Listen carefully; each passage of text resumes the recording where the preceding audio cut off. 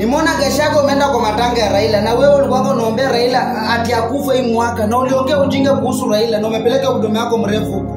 Hebu sikize bwana uliambia juu ya baba. Huyo mzee ni sisi na yeye. Huyo mzee amesumbua Kenya for the last 60 years wakiwa na baba yake. Wakati ya kumalizana na hiyo mtu ni wakati huu. Na ataenda akiendanga. Kwa hivyo nyinyi msijali, sisi tufanye kazi. Wewe ulimuombea kufe na ukasema tusijali nyinyi tufanye tu kazi nini wewe. Alafu mimi nashukuru Raila na alikuwa anaongea ukweli. Raila alisema wacha kumutisha na usiongee juu ya baba yake. Sikiza hapa Raila. Bwana Gachagua anamwambia asimtishe mimi. Asimtishe mimi hata kidogo. Mimi niko na wafuasi wengi kushinda yeye.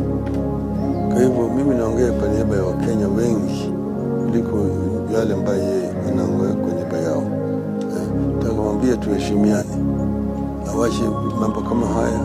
Anaongea juu ya hata baba yangu marehemu, mtu ambaye alichangia kwa maisha yake yote kuboresha maisha ya Wakenya. Baba alisema usimutishe na usiongelee baba yake. Hoji baba yake amefanya vitu ngapi kuhusu Kenya? Acha ufala wako, kama hujui sera nyamaza.